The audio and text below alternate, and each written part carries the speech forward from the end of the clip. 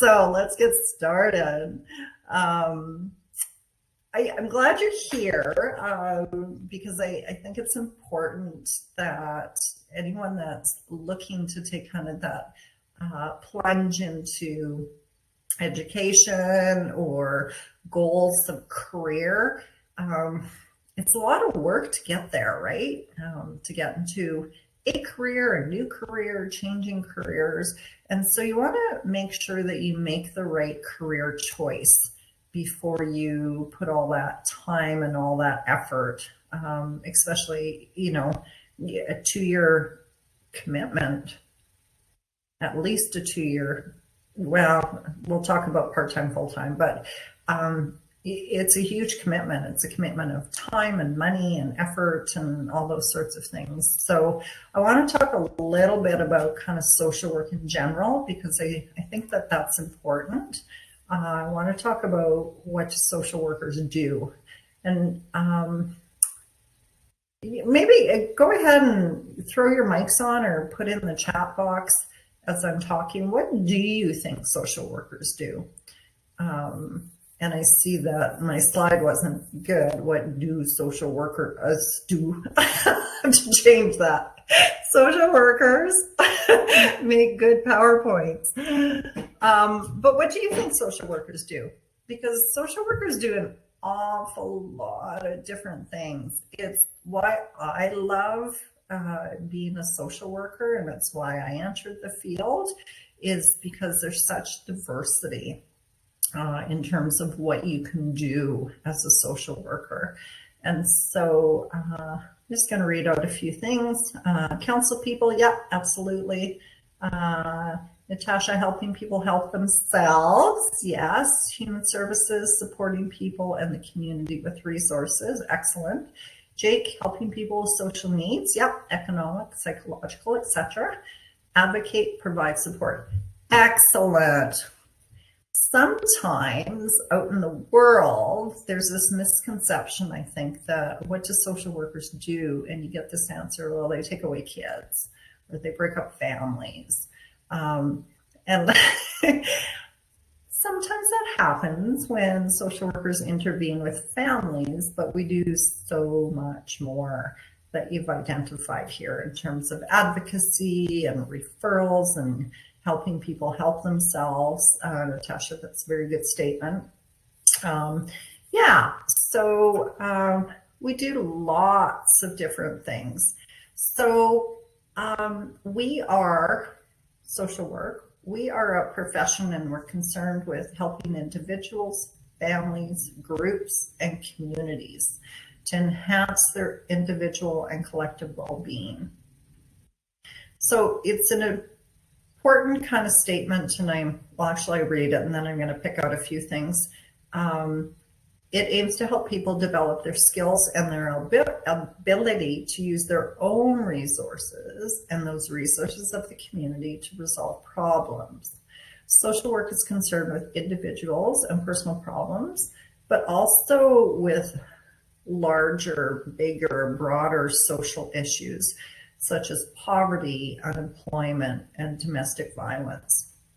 And so I think somebody said, yeah, supporting people, the community, and Jake, social needs, economical, psychological, etc. Yeah, so you guys have already identified some of the things in terms of what our definition of social work is. This comes from the CASW, the Canadian Association of Social Work. And a couple of things that are really important in here. And the very first one is that we're a profession. And so not anyone can go be a social worker. Not anyone can practice social work in Alberta without being a registered social worker. To be a registered social worker, you need to have an education in social work. And so once upon a time, to be registered as a social worker, you had to have a university, like a bachelor's of social work. However, times have changed, and now you can become registered and practice social work with a diploma. And so we find that there's different institutions across Alberta that offer the diploma in social work. And we find that we're pretty popular. We're a pretty popular program. I'll just speak with Northern Lakes College. We're pretty popular because there's, first of all, such a need for social work.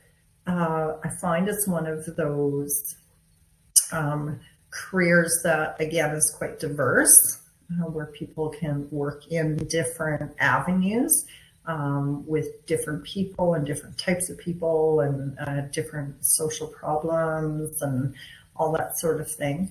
But I also find that last time I looked at the statistics, and actually I was at a provincial meeting a couple of months ago, and they're doing a study across Canada, and what's coming out of this study is we need more social workers. And so it is one of those career choices that it seems that there's a need, i.e. that there's jobs available. And we've seen that for quite a few years in terms of employment. So, so there's a couple of things about becoming a social worker. One is we are, as a social worker, once you've graduated and you become registered, because we're a profession, become registered with the Alberta College of Social Work.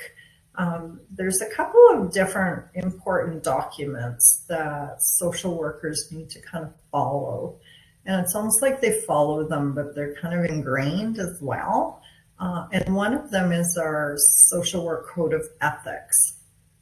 And I just bring this up because I find it students that gravitate towards our program, or people that enter social work as a career, they sort of live and breathe this code of ethics. And in our program, we talk a lot about our code of ethics because it's sort of the foundation of being a social work. It's sort of a foundation of practicing social work.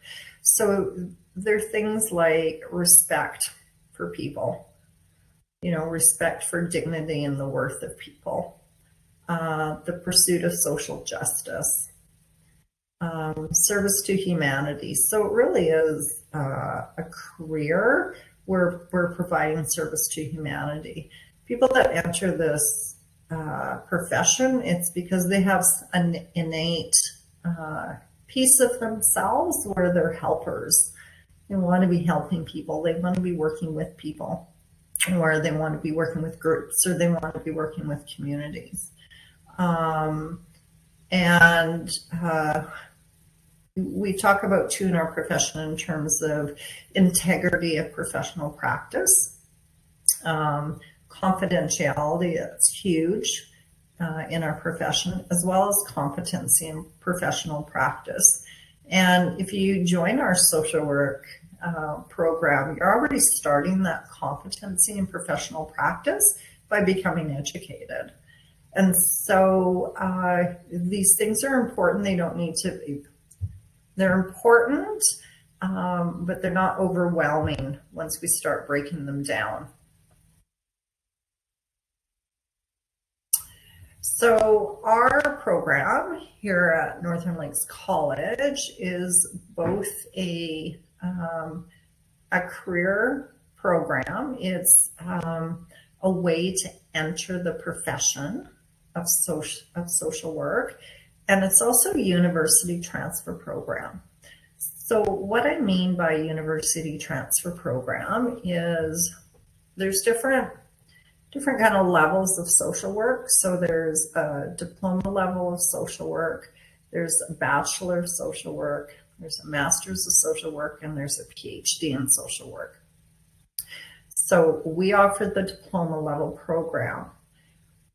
some of our students, after the 2 years and they graduate, they go, oh, I think I want more education in this, and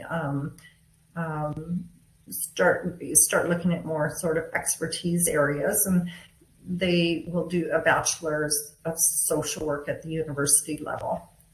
The university level is for a bachelor of social work is typically 4 years, but we have a transfer agreement with the University of Calgary, for instance. And what that means is students that graduate from our program, if they're accepted into the University of Calgary for the Bachelor of Social Work, they start at their 3rd year. So the university takes your first 2 years from Northland Lakes College and says, yep, you've done those foundational courses, and yep, so we're going to give you 2 years of credit. So that's what I mean by a university transfer program. And some of the other courses might transfer to some other general programs. So I'll talk a little bit about the courses in our program and talk a little bit more about that transferability. Boy, I did a great job on my slides, eh? So in terms of occupation, because, you know, I often get that question in terms of, will I get a job after I put in 2 years? We have seen, and we are still anticipating, an above average growth in terms of occupation and in terms of jobs that need to be filled in social work. Right now we have over 7,500 social workers employed in Alberta. And it's sort of a beginning or wage range for somebody that has a diploma in social work is around $21 to $49 an hour. So that sort of depends on the type of job. It depends on the employer. Some institutions pay higher than other ones. For instance, government tends to pay a little bit higher than, say, non-for-profit agencies. So it depends on people's work, their qualification. It also depends, I find, if it's a rural versus urban or smaller communities, bigger communities, there seems to be some wage discrepancies as well in terms of the community that people work in. And so I pulled this off from the Government Alberta Job Bank. So lots of different places that social workers work. Child and family support agencies, big one in terms of lots of people, a fair amount of, especially starting careers, end up at child and family. Get great experience there. It's good pay. I hear it's a very, very good place. I've never worked for them, but I hear it's a very, very good place to learn lots of very useful skills and put your skills to use that you have learned. Financial support settings is another place. Alcohol and addiction agencies, schools, early intervention programs, mental health agencies, another big employer of social workers, First Nations, Métis settlements, and nonprofit community agencies. It's like women's shelters, there's just like a whole plethora of different places that people can work, group homes, treatment centers. So it's, yeah, it's very diverse. I love that about our field, actually. So I'm going to talk a little bit now about our program specifically, because that's why you're here.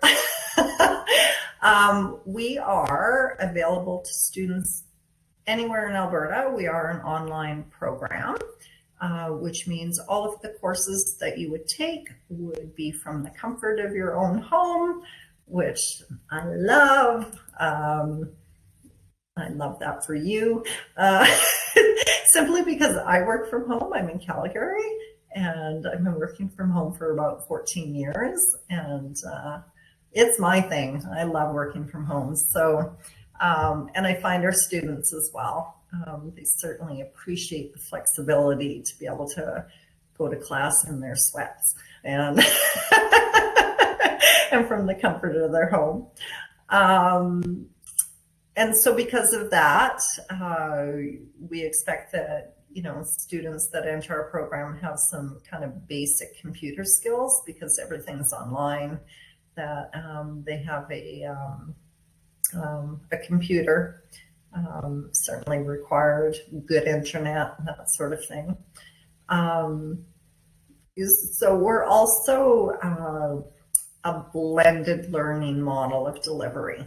And what that means is your courses are all online except your practicums. I'm going to break down like what the program looks like in terms of classes, but there is a practicum in the first year and the second year of the program, and those are not online, those are in person. So although all your courses are online, your practicums are not. So that's why we call ourselves a blended learning model of delivery. So the program can be taken full-time or part-time. I'm just watching the time. If people that take our program full-time do it in 2 years. If people want to take the program part-time, they can do that as well. It would be over 3 years, but one of those years needs to be full-time. And the reason being is that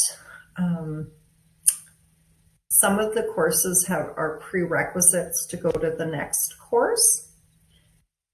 So for instance, all of the social work courses need to be done in order. And so if you did 2 years part-time, your third year of the program, which is actually year 2 of the program, it's all social work courses. And so you need to do all those in order. So you need to do it at a full-time, is how it works, just because of the prerequisites. So there are 13 social work courses in the program. There's 8 university studies courses. And what university studies courses are things like English, psychology, sociology, HEED, elective course, and so there's the social work core courses, the university studies courses, and then there's 2 field placements. So one in the first year of the program, one in the second year of the program.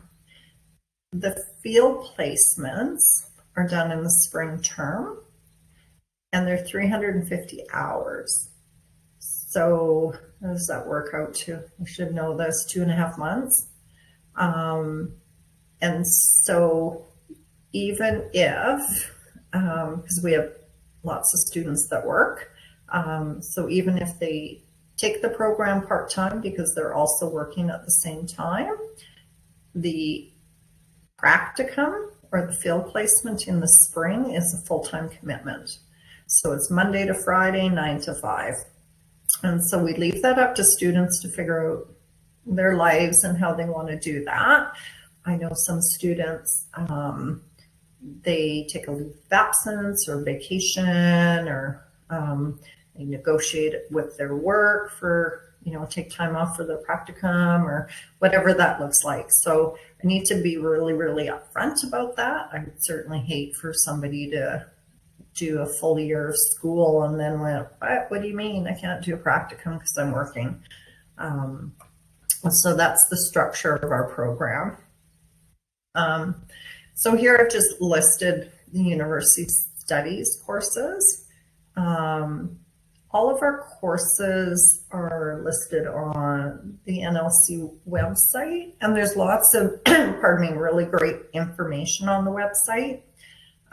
There's things like tuition and fees, and all of the classes are listed. The how do I apply? There's information in there. Don't know if they still have the textbook list from last year. They might have taken it down because sometimes we change our textbooks. But yeah, there's a whole bunch of information on the website, as well as a list of all the courses. Oh boy, I have to make this bigger for me. Just give me 1 second.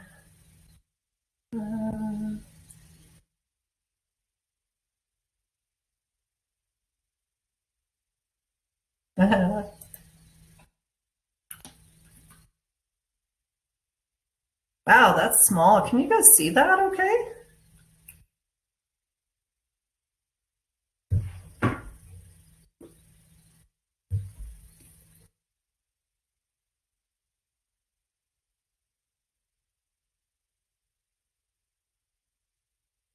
Let me see what I can do.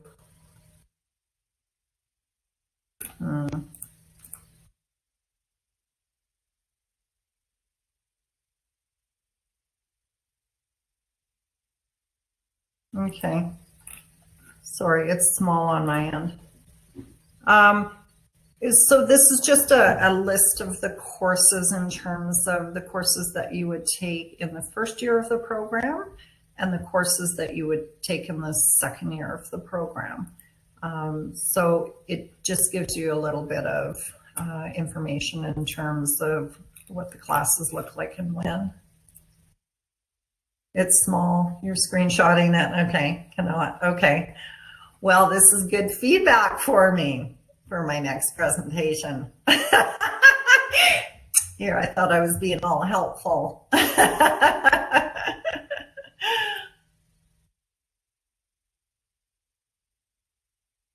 Okay, so admission criteria. Do you see anything in the boxes, or do they look blank?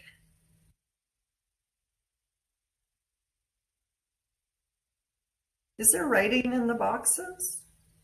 Blank.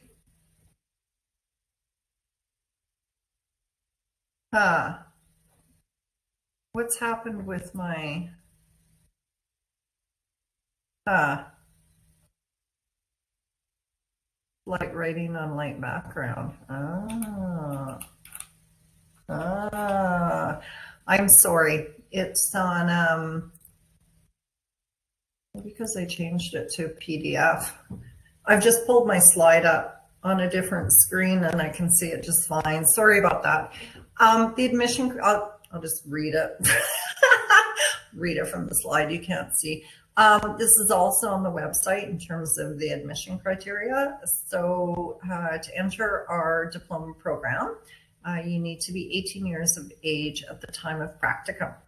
So you can actually start our program when you're 17, but you need to be 18 by the time you enter the practicum in the spring.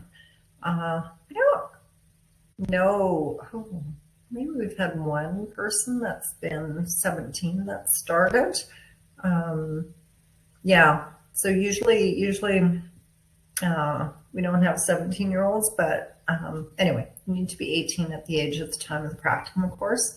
You're not to be abusing alcohol or using drugs for a period of at least 1 year before admissions. And of course, not to be using alcohol or substances while you're in the program. There's an English equivalency, fluency in English 30-1 at 60%, or English 30-2 at 70%, or an assessed English equivalency. So at the end of my presentation, I'm going to give you the name and contact details of the admission department. If you have any questions about the application process or the admission criteria, you can contact Jennifer directly, and she'll be able to answer any of those questions.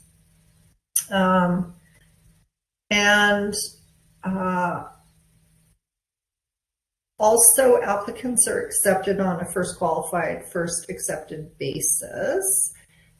So even if you don't have the English and you're working on getting that English, you can still apply to the program, because sometimes you can apply and then by the time you have your English, school's starting, and so that's all good. We don't want to hold people up. And so what that means is you'd be put on a conditional acceptance and then fully accepted once the English requirement is met. I will say that our program,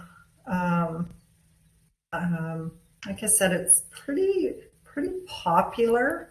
I think there's lots of interest and has been a lot of interest in social work over the last probably 10 years, or at least as long as I've been working here, and I've been at the college for 14 years.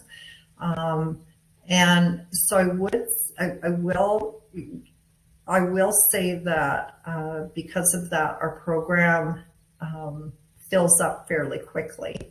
And so we've been full for a couple of months already.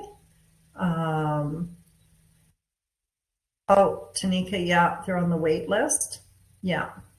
And so what happens is, I don't want to put you off from applying. In fact, I want to encourage you to apply.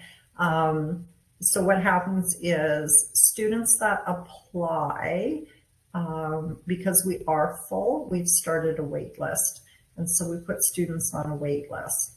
And what happens is that as it gets closer to the time, some students change their mind, or life changes, or circumstance changes, and so they don't take their seat that they've been given into the program. And so as spots come open, we go to the wait list. And so if you're interested in the program, the sooner you apply, the sooner your chances of getting in this year. The other thing that happens is with the wait list is students that don't get in this year, they have first refusal for next year. So your file's kept for a year, and then you're called for the next September 2025 intake to see if you're still interested. So you get first refusal of the program.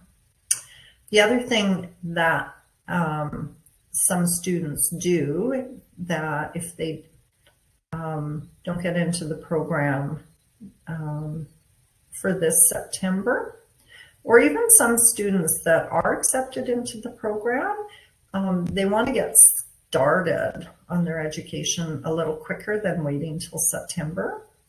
And so what students will do is they'll also apply to the University Studies program. So those are those courses, the English, the psychology, the sociology, in the University Studies department. University Studies does intakes in the summer and the spring and the summer as well. So some as well as the fall and the winter. So some students, even that are accepted into the program or thinking about it, go to University Studies and start taking those courses that they need for the social work program. That way they can get started a little quicker. And then what happens when they get into the social work program, their course load isn't as heavy because they have less courses to take, because they've kind of gotten a start on those University Studies courses. So the other thing I wanted to mention as well, and I did not, let me go back to here. So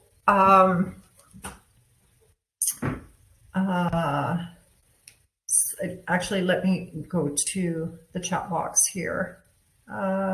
Someone applied to the social work program and was told they're on the waiting list. Yeah. How long is the waiting list? I actually don't know, because that's a whole different department. That's admissions. So again, at the end of the presentation, we'll give you our admissions specialist, her contact details, and you can email her or give her a call or whatever, and she should be able to tell you what that looks like. When is an applicant told when a spot becomes available? They're told right away. And so how it works is when a spot becomes available, admissions sends out documentation to the applicant with a whole bunch of information about the program and fees and all those sort of things. And then what they do is they tell me that person's been accepted. And then I send that person an email and give them some information, and I do the program planning. And so then I would talk to you about if you want to be full-time or part-time, or what courses that you wanted to take. For instance, if you were part-time, there's kind of more wiggle room in terms of when you can take courses. How many students do you accept in a term? Asked Natasha. We only accept students in September, and we take 105 students once a year. So we have first year and second year students running at the same time because we do intakes every year. So the other thing I wanted to mention is about how our program's set up. Our program's set up in terms of social work core courses and then the university studies courses. So again, the university studies courses are listed here. And so I want to talk about a little bit about how students attend our program.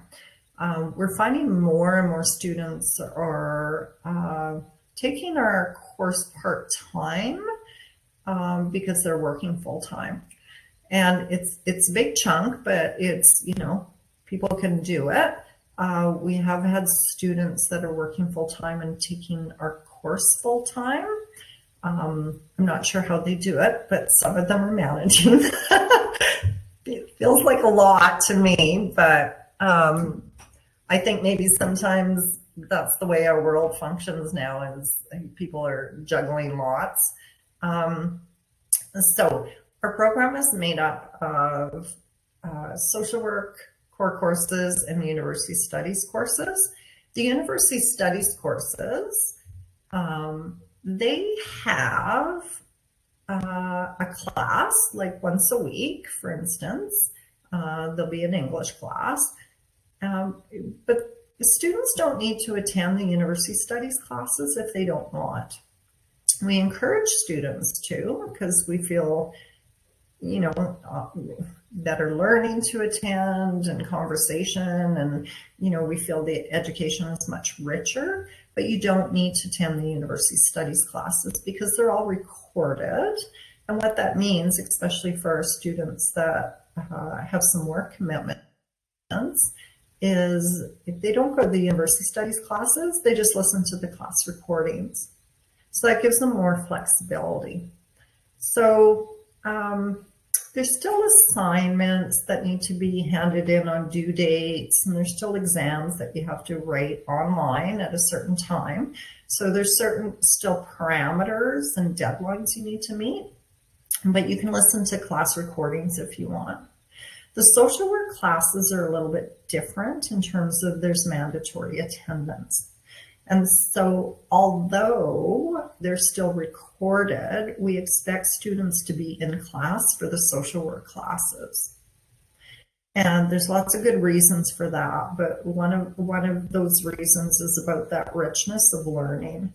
The social work classes are not about memorizing things out of a textbook and just regurgitating them back on an exam. That's not how we run our courses.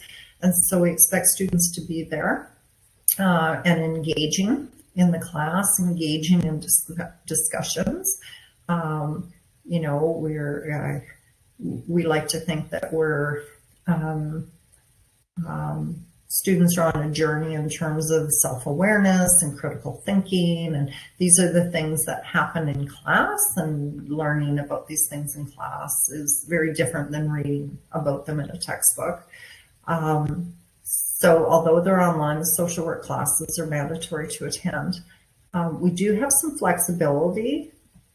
I think that Northern Lakes College is quite good in terms of being able to afford some flexibility for adult learners. And so every social work course we offer 3 times. So we offer, so for instance, you would take Social Work 1010. It's an introduction to social work. So you would need to be in class once a week for that introduction to social work class. We offer the class 3 times, one in the morning, one in the afternoon, and one in the evening, which is great for our folks that have work commitments. Here's a bit of the kicker though, is lots of people want a specific class at a specific time, but we can't guarantee that you'll get the time that you want in terms of your class and to attend your class. So we actually open up different web software that we use, but we actually open up like a self sign-in that students can pick the times that they want to go to for the social work classes, but that doesn't happen until 2 days before classes actually start. And some of our time slots fill up, and then you'll have to go to your second choice. So we have some flexibility, but we can't kind of guarantee individual needs for students. We just can't do that. And a little bit about that reasoning is when Natasha asked about students that we accept in a term, it's part and parcel because of that is we are pretty proud in terms of we can keep our classroom size fairly small. And so you shouldn't be in one of your core social work classes with more than 35 students in it.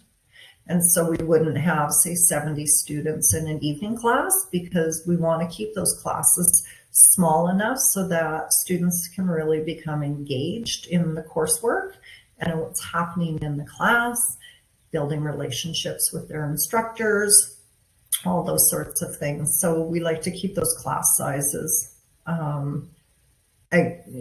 fairly small so that the support is there for our students from our instructors. And there's other supports that we offer our students as well. And from the college, we do have academic supports. So we have free tutors, for example. So some students that just need some help with APA or how to reference a paper properly, sometimes we'll go to our tutor and get some extra help around that. Or they might be struggling with how to write a paper. And so we have those academic supports. We also have awards and bursaries at our college. So we have, we have a whole department that looks after money for students. So when bursaries come out at different times of the year, then they're posted for students so that, or I think they might even be emailed to students directly, so that if you're eligible to apply for bursaries, that you can do so. We have a fantastic library. We have tons and tons of stuff online. We also have a couple of physical libraries. We also have counseling, free counseling at our college. And that can look very different for people. It could be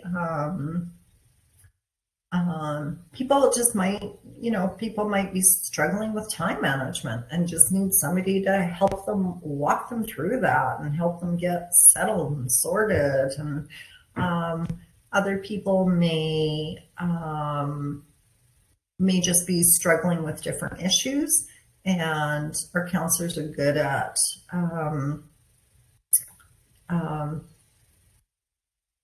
providing that support that way. Or if it's not within their kind of remit, they will look for resources in the community for students.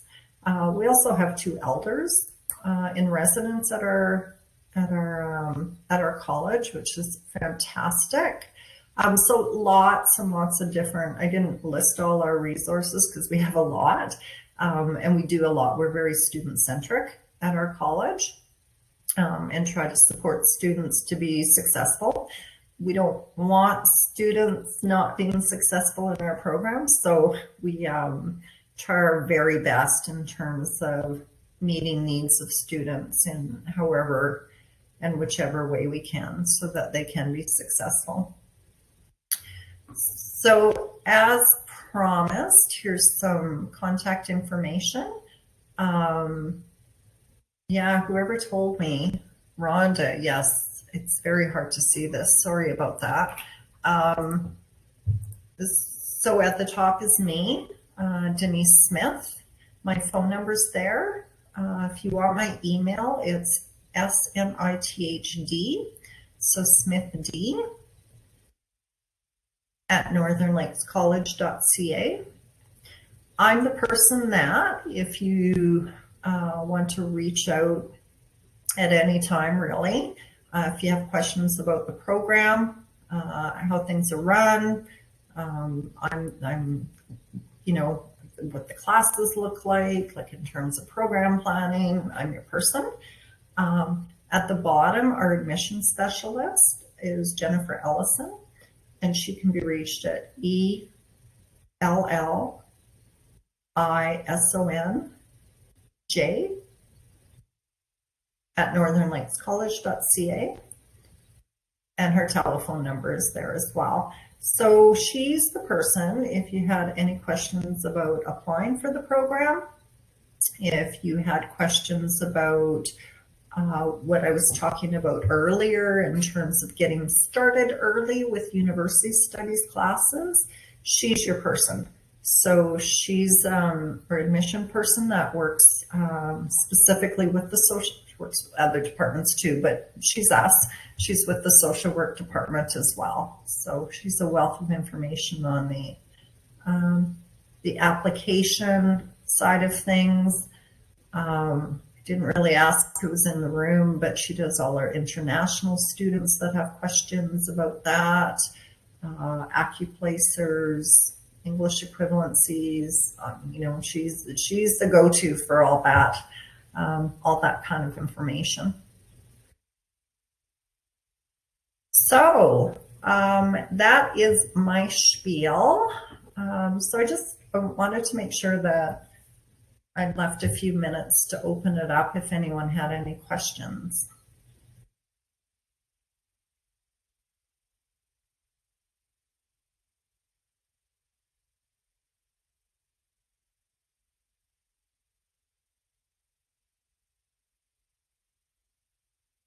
Just wanted to clarify that the third time is non-negotiable full-time, so unable to maintain full-time employment for that year. Great question, Natasha. Don't be sorry at all. It's why we do these things, is we want people to have the information. That is correct. So if you do part-time, it's 3 years. 2 of them are part-time. 1 of them is full-time. So you could do your first year full-time and then the second and third year part-time, or you could do the first year part-time, second year part-time, and third year full-time. Yeah, so we can play that way, but yeah, one of them needs to be full-time just because of the 1 year is all social work and you have to take them all in order, is why. Good question. Anyone else? Sorry, it might be easier to just ask vocally. But I was just asking or curious about the field placements as well. You said 350 hours per term in the spring term. Yeah. So would that's be like about 2 months of, because I'm a full-time worker as well, and I just don't have the ability to not be. There'd be 2 months of like trying to get relief from a job in order to fulfill practicum. That's right. Yep. Okay. Okay. Thank you. Yeah, you're welcome.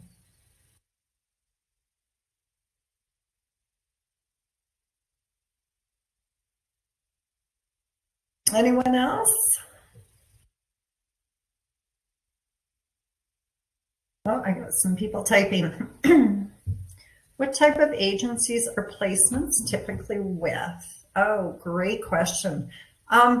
Because we're such a diverse field, we have a lot of practicum opportunities in a lot of different places. Rhoda took Jake's question. So there's so many different types. We actually have a practicum coordinator.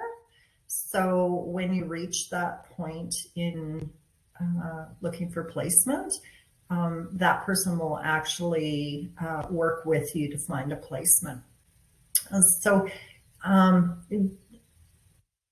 we have practicum placements in Alberta Health Services, in Child and Family Services, in women's shelters, in treatment centers, at AISH, at PDD, at WJS. Sorry for the acronyms. So just, yeah, all over the place. We have quite a gamut of different placements. Or could you take it outside of Alberta?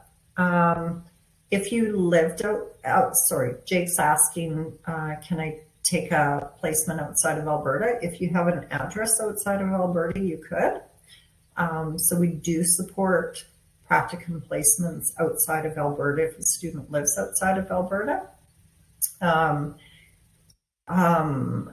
first go-to actually for practicum placements, it's probably quite important, is our practicum coordinator would look in your home community, because we know that students will end up working in their home communities. And so what a lovely way to experience some of the agencies, start networking with people, and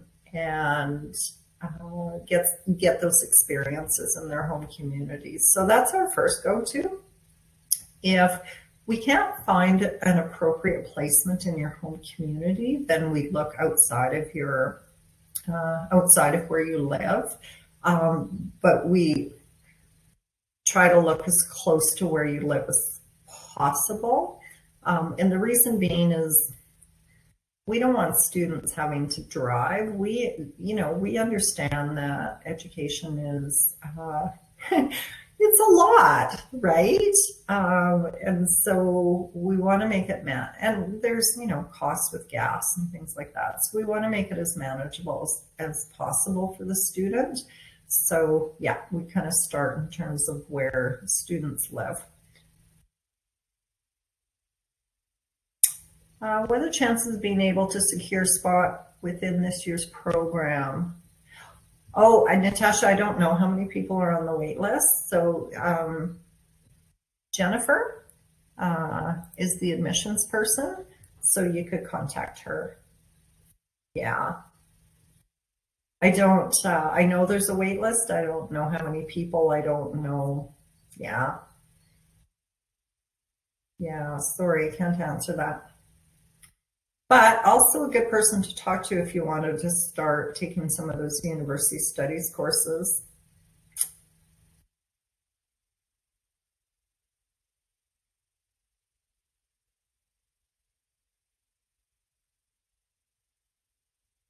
Thank you, no worries. Being able to take open studies would be a good place to start. Yeah.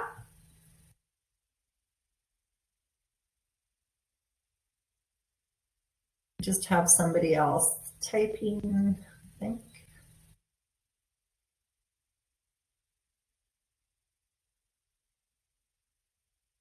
Maybe not. Hey, anyone else? Going once. Going twice. Okay. Thank you for coming, everybody, and all your questions. I appreciated you being here. So yes, thank you again, and everyone have a great evening. Bye.